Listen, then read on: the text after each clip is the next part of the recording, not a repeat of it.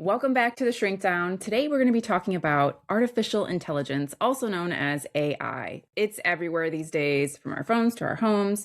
So today we're going to be talking about what is AI, and more importantly, how are we seeing it in our lives, in our day-to-day lives, in our practices, and what are we hearing in the news about AI, kind of like the good and the bad. But before we get into today's topic, we're going to do our 4-minute faves. Who wants to start? I can go. I have a quick one, a quick read, a quick book that was so good. And it's been on all of the Reese's Book Club and Jenna's Book Club, all the little book clubs last year. And I I read it in January, but it's excellent. Broken Country. Oh, I read that one. Yeah. Okay. Yeah. So good. So good. I wanted to recommend it, even though it's from last year in terms of like the hot bestsellers lists and things like that, by Claire Leslie Hall. Part love story, part whodunit. Ooh, fiction. It's a super quick read. Yeah, it goes back and forth in time. So the timelines go back and forth. So you are kind of going like, having to remember like some elements from these people's past to the present. It's great. I think I finished it in 3 days. Like it was a really quick evening read by the fire during the depths of winter that we continue to have. So highly recommend if you've seen it on the bestsellers lists or the book club lists, it's worth it. It's also a good audiobook. Oh, not all books I could see make that. good audiobooks, but this one was a good audiobook. Yeah. Do they use different voices for the different? Because I believe they did. And they also had different accents. chapters are from different characters' voices. Yes. Yeah. Okay, I like that. That's a good idea. Yeah.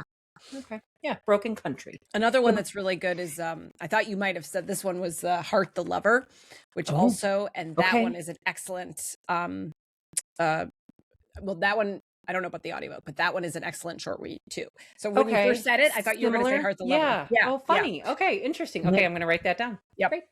What about you, Wilhelmina? So mine is a snack. Have you guys seen these? The sour strawberry candy belts at Trader Joe's?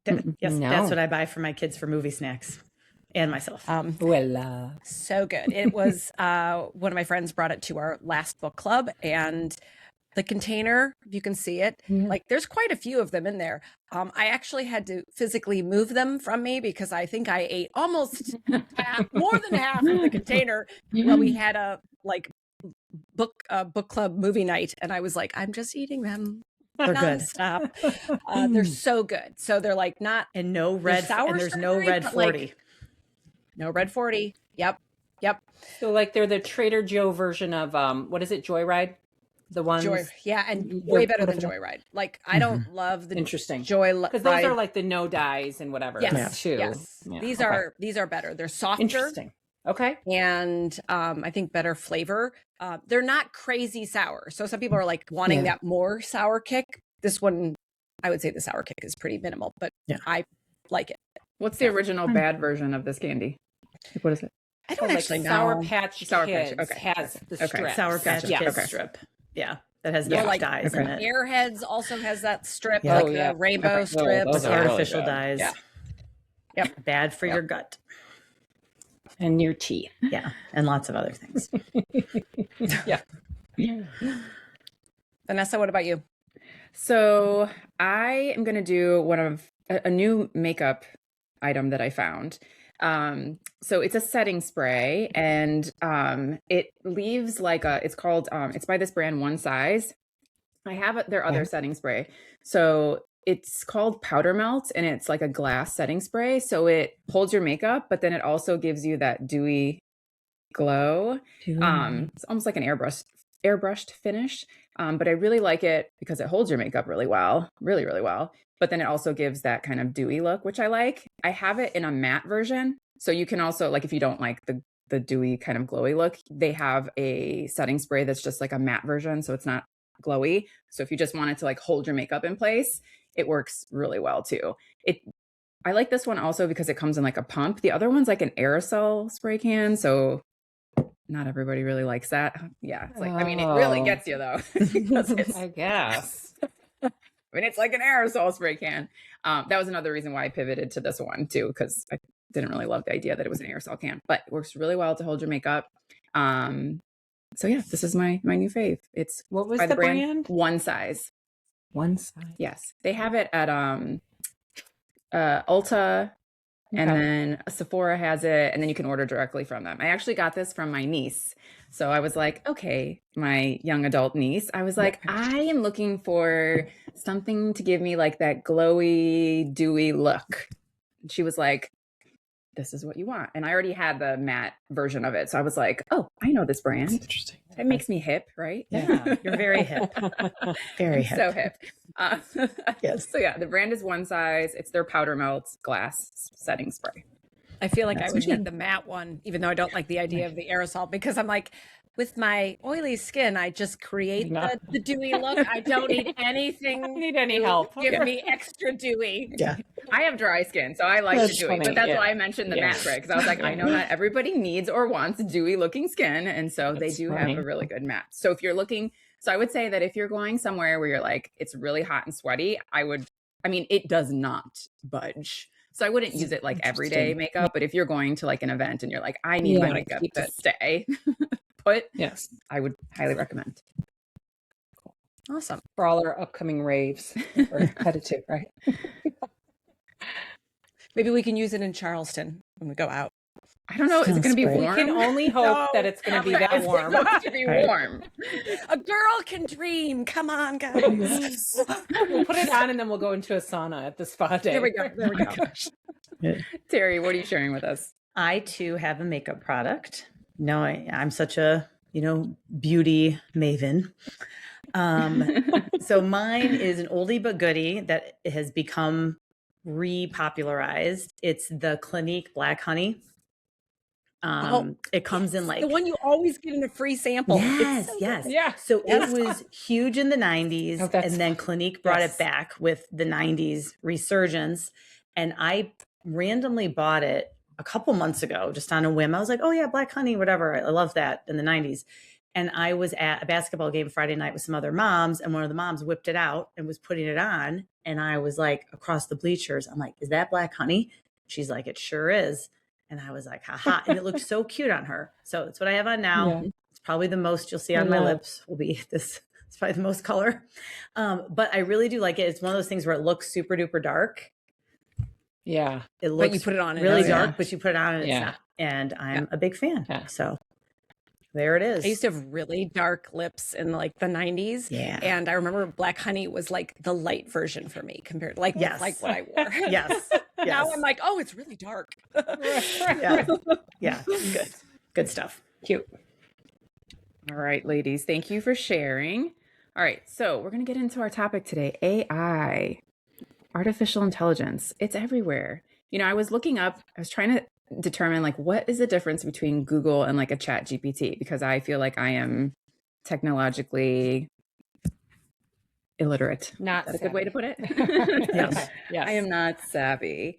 And it was I like the way that it formatted it. So Google is for finding information that exists. Like, right, it just Mhm. finds it and gives it to you. Whereas something like AI chatting, like a chat GPT, generates information. So it creates information. And I thought that was such an easy way to kind of differentiate the two. Because I think sometimes people get confused about what's the difference between something like a chat GPT and what's the difference between a Google. But that's really the difference, is that AI is kind of creating information, while something like a Google or like a Yahoo search is just finding what kind of already exists out there and gathering that information for you. And I think we've seen, this used in great positive ways. And we've also seen and heard AI being used in not so great positive ways. So I thought today we could start with some of the positive kind of ways that we've either been using it ourselves or we've heard of people using AI.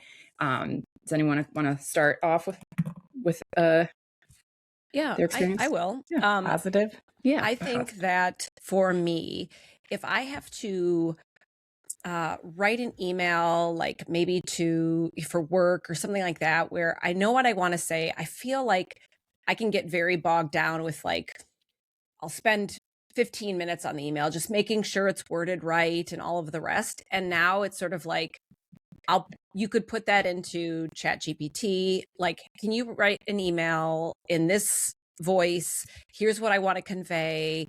And then it generates not only does it generate that, it can change that.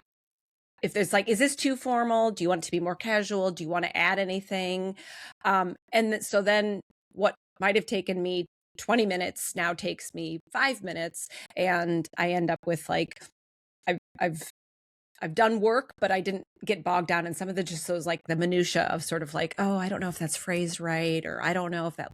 And so I do like it for things like that. Tasks that just would have taken me longer and really don't need to. AI can help with that. Which one do you use? And that's actually the number one reason why people use ChatGPT. I was looking up like Really? and that's like, yeah, for writing. So not just emails, but just kind of writing in general and kind of zhuzhing it up, I should say. Yes. That's like the number one reason. So I was reading an article on exactly this, and is it good or bad though that it helps us to write right? Yeah. And they were interviewing different professors from Harvard that are doing different classes on AI, and the one said, and I highlighted it because I thought this is a perfect way, and I think what Wilhelmina is saying is well, he said, are you using it for a crutch or a tool? Right. So what Wilhelmina you're describing to me sounds like a tool. And he's saying, as long as it's a tool to help you, be a little bit more efficient in something that otherwise you'd get bogged down in, and you don't necessarily need to get bogged down in that for your particular profession or role or whatever the task is, then you're using it as a tool. And what a great thing that tool is for you specifically in that instance. But he was saying what he tries to teach his students is if you're using it for a crutch, if you're not then engaging in critical thinking related to the writing task, for instance, then it's problematic because, and then the article goes on to talk about how we're in early studies right now for, oh my gosh, it's all over the place. People doing studies on what kind of cognitive atrophy is taking place as a result what I'm of most AI, curious and that's about. terrifying to me. Yeah, so it's a lot of early studies, but the studies are suggesting in small numbers right now. They're trying to get the studies to be a little bit more substantial, certainly. But the concern is that if you're utilizing it in instances in which you would have otherwise had to problem solve, engage in critical thinking, over time, that's going to atrophy parts of, prefrontal lobe, right? The problem solving center of the brain. And that is a big concern. And so this professor was saying, rightly so, that his goal in teaching his students how to utilize it is figure out if you're utilizing it as a crutch or a tool. If you're using it as a tool, awesome. Like then it's, and in some ways, depending on what the task is, you could be using Google as a tool, right? Like find me a recipe or whatever. And perhaps chat is just a little bit more efficient or more specific in what you're actually looking for. And so then I think that can be the good of it, right? Well, and I saw something that was like, I think was speaking to this, and it was like the 30% rule. And it said, and you could go in either direction, but it basically said like, use AI for any of the like repetitive, just monotonous things that don't actually take much bandwidth, just take time.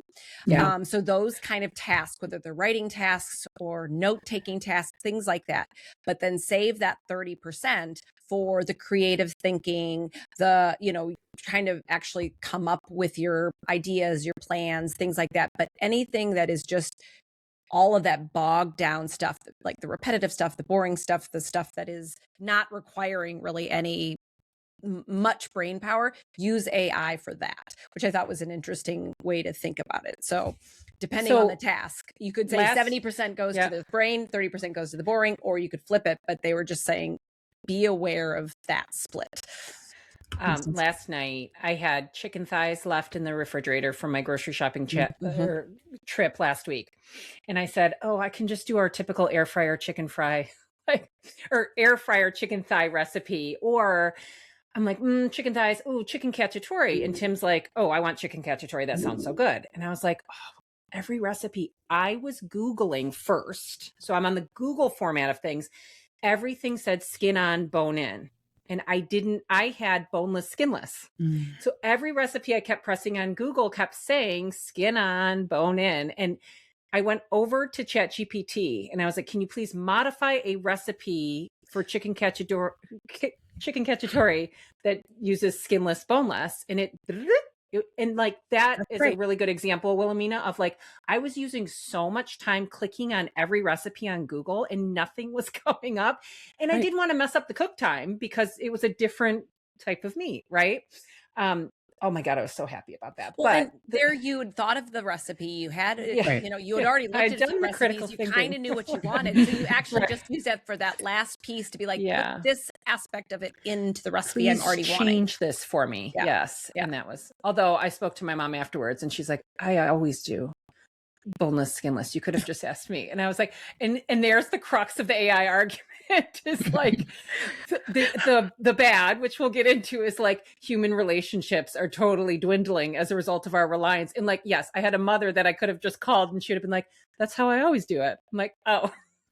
Wouldn't it have been great if ChatGPT had been like, call your mother? Your mom, Right. right? Call This your is a human boss. interaction question. And Lauren, I think I forgot which segment when it was, but you gave us, you told Yeah. us how you used it for decoration, ChatGPT, and that was so good. I actually have a wall in my office, so I like decorated my entire office. Everything looks great, and I have this one wall that is just has been blank forever because I ran out of steam as I was decorating, and everyone comes into my office like, "Oh my gosh, it's so cute in here!" And then I'm like, "Yeah, just don't turn around and look at the one wall that has nothing." So I have been in my office space for probably like 2 years now, and this wall is just nothing on it, Staring. and I Yeah. just couldn't. So I snapped the pictures of the walls that I did, and then snapped a picture of that, and I was like, "Okay, give me ideas," and then it gave me some ideas. And then from there, I was able to then say, well, okay, I don't like that, and kind of incorporate some other thoughts. So it was just a good way to Yeah. kind of start Like a tool. brainstorming a bit Yeah. about what I Mhm. wanted to do. And in the end, Yeah. I kind of came up with it on my own, but it was Mhm. helpful for it to just give me kind of like a starting point. And Yep. but I used my decor that was already there to like help Yeah. it help me sort of Yeah. thing. Yeah. So I really loved using it for decor. And again, it was kind of Yeah. just like this jumping point of like, all right, I've been thinking about this for 2 years. I have Yeah. gotten nowhere with this. Help me. And so And that doesn't feel like a critical thinking skill that you necessarily need. You're not a decorator. Like right. you That's what I don't was thinking about you. necessarily. You're not a chef. So for you, it's Yeah. like, I was like, I don't need to Yeah. know how to do, like, somebody just tell me how to do this. Right. yeah. And Yeah. and I admittedly, That's the good, I yeah, think. like I have not used AI yet. Like I haven't gone on ChatGPT or whatever it is, but and not because I'm anti AI. I just don't. I just feel like I don't know how to use it, and I think I just have to jump in and do it because everyone I know is using it, and I feel like you just go to the website, I guess, and type in, and then I'm sort of like, what question do I have? I don't even have a question. Like, what would I type? But my oldest son, who's 10, was on the computer last week and was using ChatGPT, and I could see it from behind him. It was like, things. And I was like, what is he doing? And I went over and he had a bunch of materials. He was really into like arts and random crafts and whatever. And he said, art projects for a 10-year-old boy when you have cardboard, scissors. And he had listed all the things that he had gathered. I love that. And I was like, oh, carry on. Like that. Because I was Yeah. like, he's trying to blend he was using it for inspiration for an art project because he wanted to do something. Yeah. He felt he was in the mood to Yeah. craft or whatever. And I'm certainly, as you guys know, I am not the mom who's going to be able to jump in and help him with any of that or come up with something. And he was using it in the way that I think we would want our kids to use it. And I thought that was great. And I think it's one of those things where I have all these people that I know and love and respect, who I think are very highly capable, intelligent people, you gals included, who are using it. My husband uses it. And I'm like, I just need to try. I need to think of something to use it for, whether it's an email, a work email, or decorating something or whatever. I just think that I need to. So, and I only say that because anyone else listening, if they're also in my shoes or they're an AI virgin and they need to, Well, it's funny that you say Do that it. because when I was looking at some research about the AI, and it's actually, you are using it, you just don't realize it. Like you're not using it ChatGPT, but search engines like Google, it's technically They've not. started putting it up at the top. I It noticed helps that. So, but it actually helps the search. So there is a part of it that is AI because it's helping it search. When they use maps and traffic prediction, that's AI. Recommendation, like the algorithms for Netflix, Spotify, TikTok, that's AI. Customer service chatbots, that's AI. Credit scoring, software, like you're using it, but you don't like it's being used, and so you're using it kind of secondhand. Versus, I know what you're saying. Like you're like, I haven't gone to an actual Chat GPT, and it's funny because I remember. I think maybe it was whenever I think it was last year sometime was the first time I had heard about ChatGPT. Pretty sure it was last year. And I remember it was like a family, it's a friend of ours who was talking about it. And she was texting me and she's like, oh yeah, just use ChatGPT. And I was like, what is ChatGPT? What is And that? she starts laughing. She's like, how do you not know what this is? I'm like, I have never heard of this. What is this? But it's so I feel like, is that like its own entity? Even I'm late to the game. But is that its own entity, or is all AI? That's just one of the companies. That's one of the It's companies. the name of a company. I think it's yes, It's the name of one of the companies. Yeah, and then so, Gemini is Google's. Is Google's. Yeah. Okay. Yeah. I think ChatGPT is one of the like more popular ones. Maybe it was it's like one of the ones that's been around the longest. I don't know that for sure because I know a lot of people are like, oh, ChatGPT, but it's just one particular one. And in fact, talking about using this for work, there are now programs that have been been created specifically for psychologists that are these. It's not ChatGPT, but there's another company where they've created these programs to write your notes and your reports for you. So, I think it's definitely growing and people are using it in different ways. And I could see how, especially like having worked in academic medical center where there is an expectation for billing, right? Like I need to get my hours in and you only have so much time for the paperwork, right? They want you to see X amount of clients and X amount of time. You're like, when am I going to write reports? When am I going to, write my notes? And so I can see why people may head down that route for note-taking and report writing. Especially if you're in a crunch for time, right? Like it just makes it more efficient. So I think we're going to be seeing this more and more in not just on our kind of industry, but in lots of other industries. It's interesting that you said that because one of the professors interviewed at Harvard said one of his concerns is that people are utilizing it because they're overcommitted, overworked, and they're using it as a time-saving device. And while he understands it, he said, I'm concerned that it's hindering learning then. He said, people don't know. It's interesting, just like he used an analogy or one of these professors used an analogy of like, just like we don't know the streets in the cities we live anymore because of turn-by-turn navigation. We're not paying attention to landmarks, phone numbers, because everything is stored for us in a digital or electronic method now. He said that, a concern is that it's allowing us, it's almost like being overcommitted and overworked and being like, oh, well, I have a solution for you. I have an easy button, when really as humans, we should take a step back and like look at those human to human interactions and like, why are we overcommitted? Why are we overworked? And I just thought it was an interesting point. And none of them are saying not to utilize it. They're just saying like, we have to kind of figure out like where the limits are. I mean, just like anything, there's the pendulum, right? It's going to swing really hard right now because we're at the beginning infancy stages of it. And then you're going to see so much of us or everybody like swinging back, I think. Well, and I talked about it last season. I mentioned the TV show, The Pit, which is about an emergency room. So this season, this newest season, they're really focusing on a lot of the like healthcare issues in our like society, and they are mentioning AI. And so one of the doctors is coming in and trying to like change everything, and she is encouraging the doctors to go into the and I'm sure this is a real thing, but to go in and record their like interaction with a patient with this like recorder. It takes it and then transcribes it for you into the note format. But as they were doing it, they're like, this is how easy is it? This is how you get it done fast. Your notes are done. You spend less time in front of the computer. But one of the students had been like, but wait, we prescribed this patient this, and it actually said this. And she said, you're right. We have to go back and review everything to make sure that it's good. But I was like, that's that's a tricky, like, The article is talks everyone about this, going to go Wilhelmina. back and read Yes, it? So- Like, and yes. make sure? Well, so The it's article talks about how things could be like misdiagnosed in the medical field, and like if you're not utilizing it as a tool. well, Crutch versus tool. Yeah. Which And so speaking of healthcare and healthcare organizations, my husband works for a very large, mostly nationally based, not all states, but most states, healthcare organization.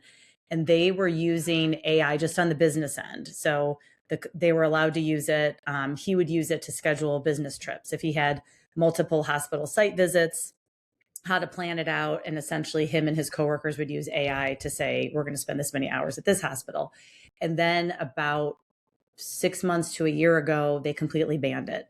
So nobody within his organization, hospitals on the business end, are, because they said, we can't ensure that it's HIPAA compliant and that we're protecting secure information. Big thing. They said for right now, we're just completely removing it. So he can't even use it for scheduling or to write emails, anything at all. He's not, like, they completely banned it. There's so much like tech security and protection, even though he works from home, when he logs on to the system and servers. And he's like, I really liked it. It was really advantageous, helping me just on a business end plan things. Patient information was never involved in anything that he was doing. But he said, we are just not. And then I work for a local Chicago-based healthcare organization. And we also don't have it, and we can't use it for charting. And we use Epic for charting. We don't use it in Epic. I could probably use it like on the side to write reports. I'm not. But, I think that, like, I just think organizations are just trying to figure out, like, it's the Wild West, and they're trying to figure out what to do. And so they sort of did this blanket, we're just going to totally remove it, and then we're going to try to ease back in, it sounds like. So I don't think it's gone forever, but it sounds like we're going to try to figure out how to ease it back in. Work out the bugs, yeah. Well, and it's interesting that you describe healthcare, because the American Psychological Association has a 2026 trends report.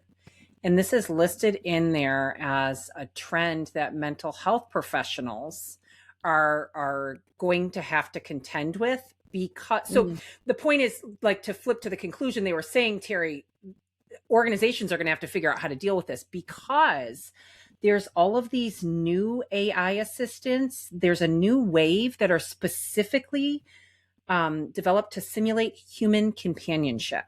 And so they were talking about, like, hey, heads up, therapists, this is going to be like a big thing you're contending with. So they already have something like that. Yeah, Replica. I feel like they have an app. Well, weren't people joking that Character AI is, listen to this, Character AI has 20 million monthly users. More than half of them are under the age of 24. That's current January 2026 data. It's like people ending their marriages to go be with their AI partner. Okay, so they're saying that many of them marry their AI companion in virtual weddings, to which they invite friends and colleagues.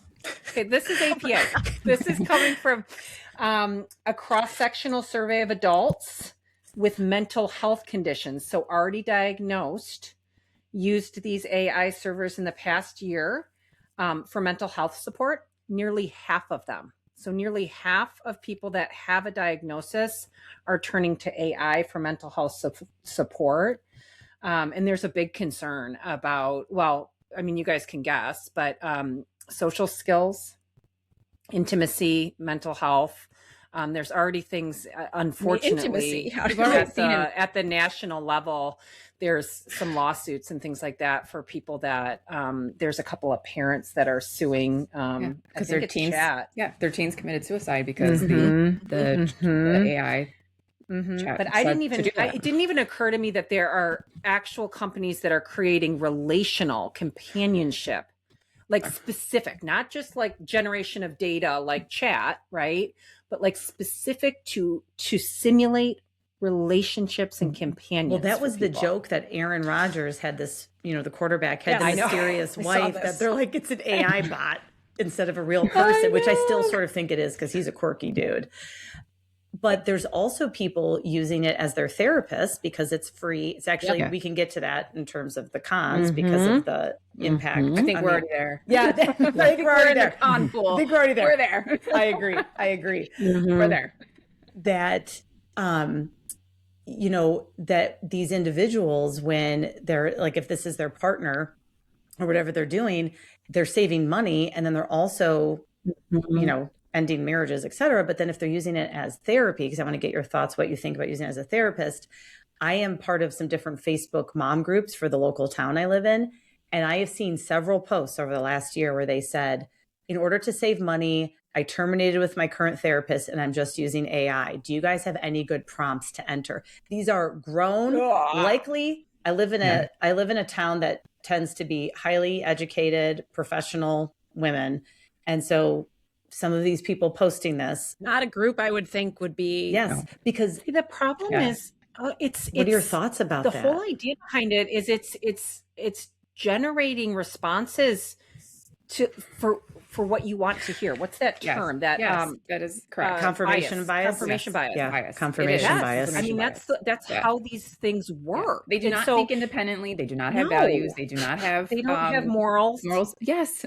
And so they're not the people. problem is, like, you could ask a literal, do I use what form of there do I use for this sentence? If you needed that. Okay. So that's like fact-based information that it can generate enough information to know what the right response is. But if you're saying, how should I handle this emotionally charged situation? It's going to utilize your previous prompts to generate a response, or just that may be completely inconsistent with, or it's just going to do whatever it wants to. Yeah, there was I'm on this listserv for neuropsychologists, and there was like this whole heated debate about DEI. I won't even get into it, but someone was like, "Oh no, I put the information that was in this document that everyone was kind of voting on, debating, and I put it in ChatGPT, and it gave me an unbiased kind of response." And people were like, "No, it didn't. Mm-mm. It gave you a response based on your history. Your history." Yes. So then the person came back and said, "Well, now I've put it into." Basically used like I don't know if it was ChatGPT, but some sort of AI instrument at work, on their computer at work, that they're like, I don't ever use this for, any kind of personal stuff. I don't ever, like, this is just work related, and put it in there, and I got a similar response. But how many times they still know where you work. Right. Like they're going to generate information. Still could be bias. Right. Mm-hmm. And how many times have you said something and all of a sudden you got an ad popping up on your phone? Every day. We joke about it all the time. Every day. Every day. Right. So even if you're like, well, I don't, maybe it's pulling data from maybe you didn't put it in ChatGPT or in one, specifically, or whatever, program you're using, but I'm sure it's pulling data, like it can pull data from other search engines that you use. I'm sure there's some affiliation with other search engines like Google, right? So there's it's pulling this. And so it's scary because this is not a person. This is not a person that you're talking to. And so relying on it for relationships or advice or medical, advice, or even, therapy is highly inappropriate. I mean, it's going to further the epidemic of loneliness. Absolutely. Which is, we all know in our field. And we're already trending in that direction. Sort of the general listener knows, like, loneliness is a big issue. And you add in COVID. It was an issue that they were studying before COVID, right? Just with tech advances and people living online more. And then COVID exacerbated it, and this is exacerbating it like tenfold. And it's especially for young people, it's a real concern that young people think this is a way to interact with the world. And like, these platforms are designed to keep you on the platform. These are all businesses. Right? So they're going to tell you what they think you want to hear, whether it's the right advice for you or not. Which is likely, if you think of like something like anxiety, right? It's likely going to give you responses that make you feel safe, warm, and stay on the computer with it. Versus therapy is not always making you feel warm and cozy. Sometimes, like a lot of times, really good therapy, you're going to feel uncomfortable to be able to work through whatever you're needing to work, because it's outside of your comfort zone. Right. Like if you're doing only things within your comfort zone, you're not, especially when you're young, you're not growing. I was going to say, would you understand that as like an 18-year-old? I don't know that I would have understood that if, No. if AI was telling me, you're good. Well, and I've had to Just stay say home. to young It's okay. adults in therapy, my job is not to make you feel good in this room. My job is to get better at feeling outside in the world and to do Yes. like, it's not so that, Increase your functioning so that and you your feel value and all those we spend things. 45 minutes validating you and Yeah. you feel warm and fuzzy and leave. That's not going to increase your functioning out in the Not our real world. job. Yeah. Yeah. I mean, Yeah. if you think about it this way, if relying on it for therapy, which is something that is so, I think it's Personal and serious, intimate. right? It's so personal. Yeah. Like these things can't even As give is you marriage. right. These things can't even give you accurate information. So they can't even give you accurate information about something like benign. So last summer, I read an article and I looked it up because I was like, oh, this is a great conversation. So last summer in the Chicago Sun-Times, it was in May, there was an article that was put out, was the summer reading list for 2025. I was going to mention this. It was all wrong. Yes. And it ended up half the books were heard not about this. real. And so when they went back, it turned out that the person who wrote this just went over to ChatGPT and did a search and just cut and pasted it into this article.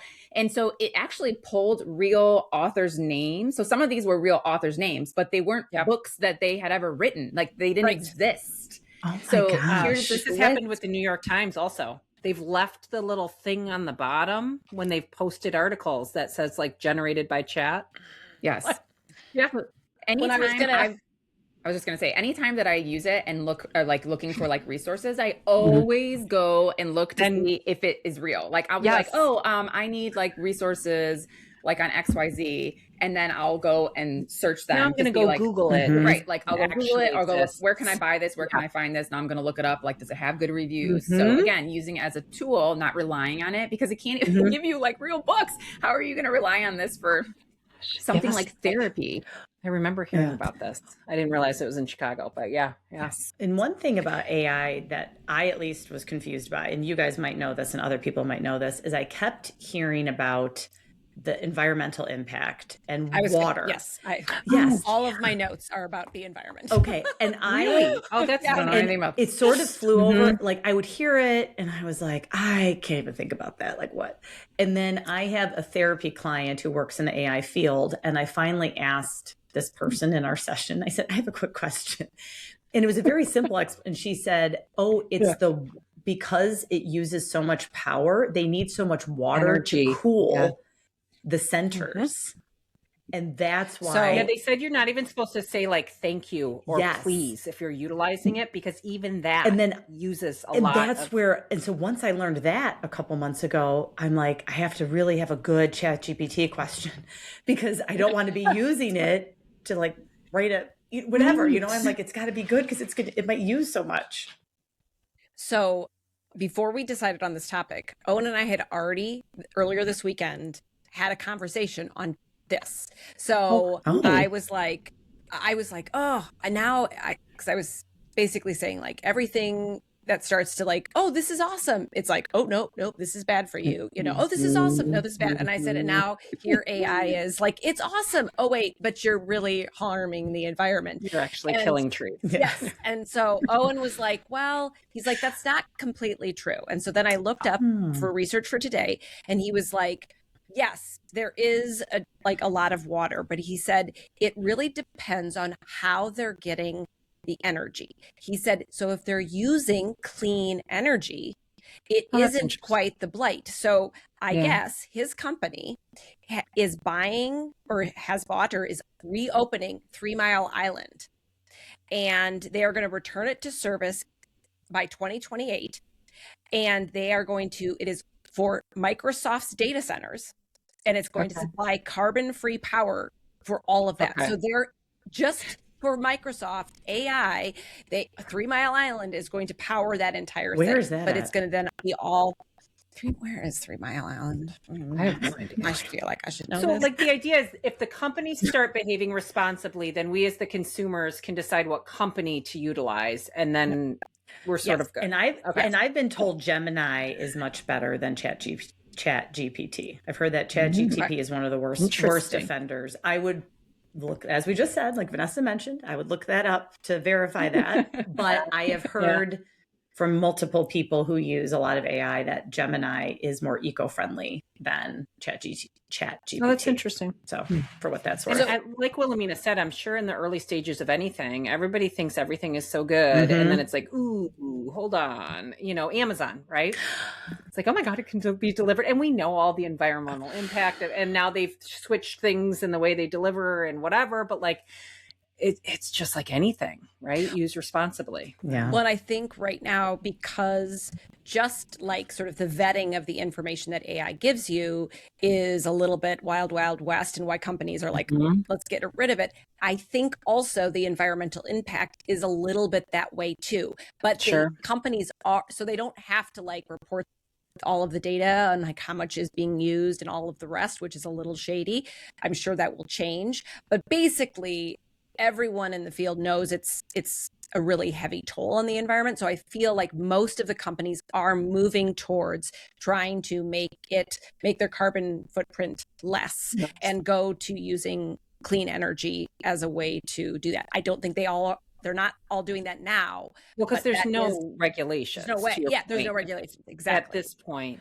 It's interesting. I was also reading there's no regulations for young users yet again. We're putting our kids at risk. So that's where I thought, Common Sense Media is one of the ones that's been in Washington, D.C. trying to advocate on children and adolescents' behalf of like, we really need to have some kind of regulations because there's all these studies that they're starting to put out with 1 in 5 teenagers have had or have friends who have had a romantic relationship with AI, like the mental health stuff that Vanessa was alluding to. There's kids that have been, utilizing it as a therapist and prompting like how to self-harm, and it doesn't pick up on those things. It actually like gives it, there should be, as soon as that happens, some way to shut it down or report it if it's a young user or, whatever. Harmful weight loss tips, hate speech, disordered eating, and those are from AI giving to kids tips and tricks. Some of the stuff that which makes sense. It's the same stuff that social media, they can go to the social media 100%. And find all of it. And that's the group they're kind of putting it in is like, hey, if we're going to regulate social media, which we should for young kids, we need to do the same thing with these different AI formats. I would say, well, also thinking of like, I was just going to say, thinking of not just kind of information that they're getting, but photos. Like we've heard stories of like photos being manipulated and created using people. And I've already had this discussion with my 9-year-old. Like we've talked about it at a 9-year-old age appropriate level. Like I haven't told her like, how bad the photos can get. But just how people can create things that don't exist. I think I told you guys about how she and I think I told my other friends about it. So she really likes this Spanish singer, and we were looking on Instagram at photos, like looking at this person, and I found a picture of him with this other singer, and I was like, oh, I didn't know they were dating. And so I click on it, and it takes us to this page, and it's like them, and it's like they're having a baby, and she and I are looking at them, and she's like, are they really having a baby? And I was like, this is so weird. Like, I haven't heard this in the news. And like, we're just scrolling. And then I start seeing them like holding like a pregnancy test. But then the next 15 photos were them holding. And then I was like, wait a minute. Like they're wearing different outfits. And in every picture they're holding up this like pregnancy stick. And I'm like, this can't be real. So like I start searching up the top and I realize this is not a real account. This is a fake account. And it's a whole page of these 2 famous people. And there's other famous people like Latino singers who are in these photos. They look so real. So I turned to her and I go, Everly, this is not real. And she's like, what do you mean? I was like, so we start talking about it. Like somebody made these pictures up. These are not real pictures. And she was like, oh my gosh. And I was like, this is why it's important to not like be posting pictures on the internet, because anybody can take your picture and change it. So it was a good learning lesson for her in that moment. But I, as a 45-year-old woman, for a minute, I was like, down the rabbit hole. Down the rabbit hole of like, these 2 people are together and they're having a baby. I think the first time I was duped with AI was that this was a couple years ago. They said there was a Polar Express sequel. And I was like, oh, that's so cute. And I was like, I've been caught by sequels too. this is the movie I think I've industry. been caught by like a counts. Harry Potter, Yes. some sort of Harry Potter thing. And I was like, ooh, I'm like, oh, this not is real. not real. This is not happening. I do think we've had like 2 Christmases come and go. This didn't happen. Right. I think we're in the era now of we need to question much of what we see visually and be really critical. And is that AI? Is it not? Double check, investigate, teach, like Vanessa said, teach our kids to do that, because I think we're there now where it's gotten so good. Did you guys see that whole campaign of the different movies that were showing like them walking, like when it was a kid in the movie and now what the person looks like as an adult, and they were walking together down the street. It was like Christmas time. Yeah. I think they started with Home Alone, and then they kind of went. Yeah. And it got really like, and then they would show people with wings on. Yeah. They had passed away. Yes. It got very creepy. And it was like, there's a creepy element. If it were a reunion, like if it were like an actual reunion of these people 30 years later, you're like, oh, cool. Right. Like, but when they're like generating these photos, especially for people that have then passed, you're like, okay, we don't need to see what they would have looked like. Like, we're good. I know. Well, there was this one that I came across that was like an alternate ending to Titanic. And it was like if Leo had pushed Rose off and was like, I'm going to survive this time. And like, but it actually like used his face. So obviously it was sort of meant to be funny and silly, but it did look like him, you know, and they did different scenes. Permission, right? I was like, this is weird. I showed it to Maddie. We were both giggling because it was just silly, but I was like, this is weird because it looks just real enough, but like with that AI sort of twinge of like, this is not real. There's always something a little the edges are too soft or whatever. Scary. Or you're like, oh, this is from Gatsby, or this is from like they pulled from other things to like put this together. Yeah, that's what they do. Yeah, it was weird. Yeah, we had our Christmas pictures taken this summer, and so we were wearing. Well, I wasn't. My husband was wearing a short sleeve, and he has like a tattoo, like a half sleeve, and he like didn't want it in the picture for our Christmas photo. So he's like, well, I'm gonna, just use one of these programs to like airbrush it out. And I was like, okay. So he sends me the edited picture. He's like, oh, my tattoo's gone.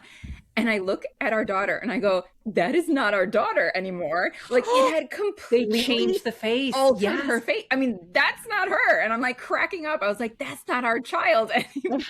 Oh my gosh. So wild. I was like that. So yeah. And it was just from a simple, again, nothing nefarious. Like I just want to airbrush out this like little, thing out of the picture, and it completely altered. It was totally different person. Why it did that, I don't know, but just really. Oh no, like I think that's a really good example. Can you imagine if you'd not checked that? Kind of sent those out. It knows. Well, you don't pay attention to that stuff, and it's like, wait a minute, something's off here. Like, wow, that looks different. Yeah, like a totally different person. Well, Owen's parents celebrated their 50th anniversary last year, and they got photos done of the two of them, like professional photos. Sure. And now they went to a studio, still like very old school, like back with the backdrop and everything. Sears. But they then gave us this framed photo, and we were all looking at it because we were all there together. So my husband and his brother, and we were like, why do you look strange? And they're like, oh, we just had them like, do a little touch-ups. And I was like, it was so bizarre because it just like was them, but like not them. And I was like, this isn't like the traditional like pimple like airbrushing that they used to do when this was like clearly AI where they just made them look. But it was it was so strange looking at these people where you're like, especially when they were right there in the room, where I'm like, it's you, but it's not you. Yeah.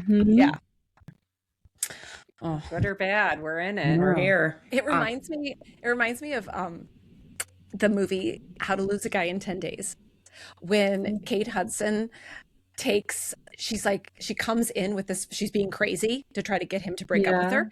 And she comes in with this photo album that she has made of, she's like, I made a photo album of our wedding and our future children. And he's like, wow, they're really attractive. And they're like, they're like so silly looking.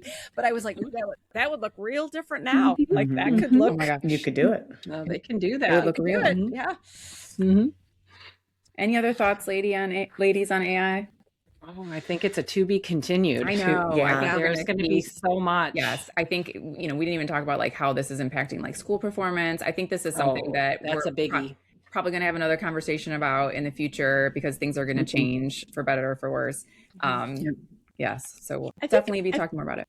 I feel like my takeaway is tread lightly. Like, Yeah. use it for minimally, and really when you need something like nothing that requires a lot of thinking, but you're just like something easy, like an email, something that's just the recipe. I loved that, things like that. But try to use your brain first, right? And then AI to fill in some blanks. But don't cautious and critical. Right. Don't do AI and then think of it as a can opener. Right. A tool. I like that. Just a tool. Just a tool. All right, ladies, good talk. Please join us next time on The Shrink Down.